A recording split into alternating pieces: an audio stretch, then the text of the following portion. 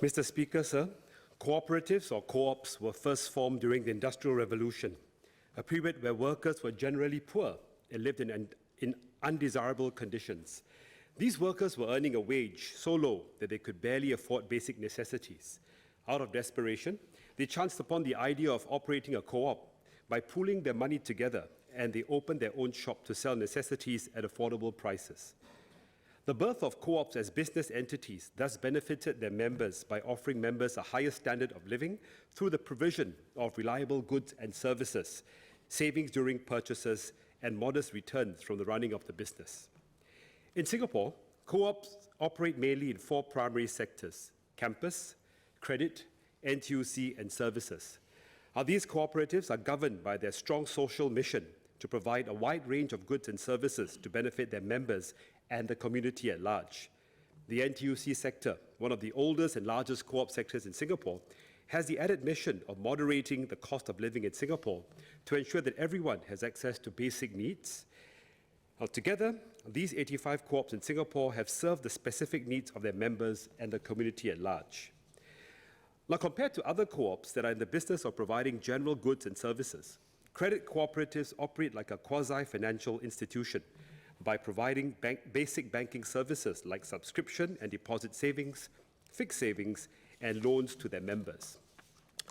As of November 2017, there are 24 active credit co-ops serving approximately 138,000 members. Members have deposited approximately $820 million in these co-ops, and these entities have loaned out almost $209 million to their members. The credit co-ops, like the Singapore Government Staff Credit Co-op Society that was formed in 1925, probably served the purpose historically when the capital and financial market was less mature. However, given today's context where Singapore has a robust and sophisticated banking and finance sector, like my parliamentary colleague Mr. Melvin Yong, one can't help but to question the long-term viability of credit co-ops, as well as whether the management committee of these co-ops possess the right skill sets to navigate the increasingly complex operating environment of financial institutions. Now, given the significant amount of deposits and loans that credit co-ops are dealing with, I welcome the amendment of the Cooperative Societies Bill, where the government, through the Registrar of Cooperative Societies, is looking at how we can strengthen the governance structure of these co-ops. Now, compared to banks that operate under stringent regulations by MAS, credit co-ops appear to be loosely regulated. At the current moment, credit co-ops are regulated by guidelines suggested by the Registrar of Cooperative Societies, and their accounts are audited by qualified auditors. Now, while these are first-line measures to safeguard members' interests and to ensure that their savings are secure, these measures may not be sufficient to guarantee that good corporate governance practices are in place. Good governance requires both a robust regulatory framework as well as officers who are well-versed in corporate governance.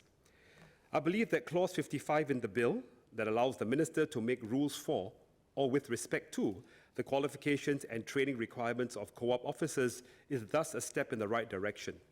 Additional training and even certification will help strengthen the competencies of officers who are running co-ops. Now, while the clause sets out the broad rubrics, the devil is always in the details. Could the Minister please clarify how the rules are derived and what these rules would be and how they would be enforced?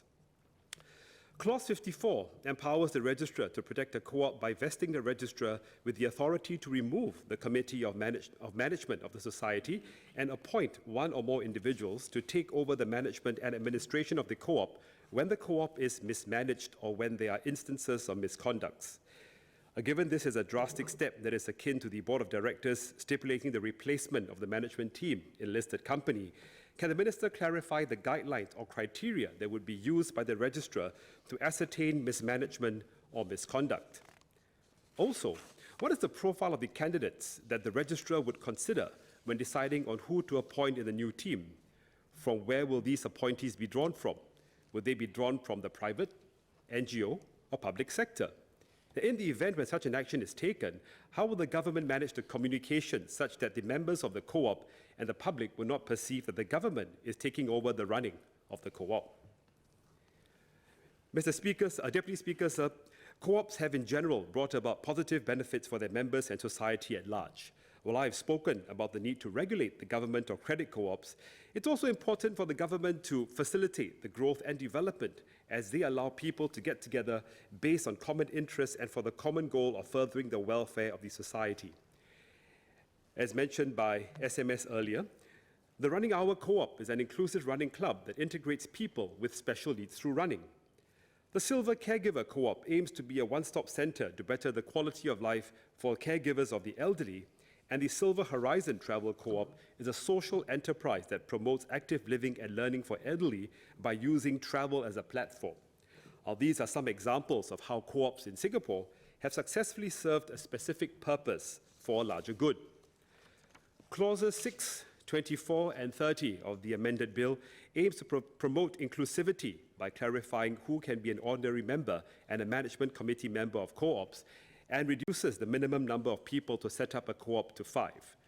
Now, I believe that these changes will collectively facilitate the setting up of co-ops, encourage more groups to promote their goals, and will contribute to the development of a stronger civic society in Singapore.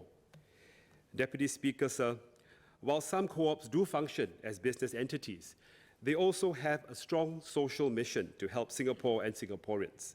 It is important that we continue to support the growth and development of these entities by creating a facilitative climate that both reduces the barriers to set up co-ops as well as instill a stronger operating framework to safeguard members' interests. With that, Deputy Speaker, sir, I conclude my speech in support of the bill.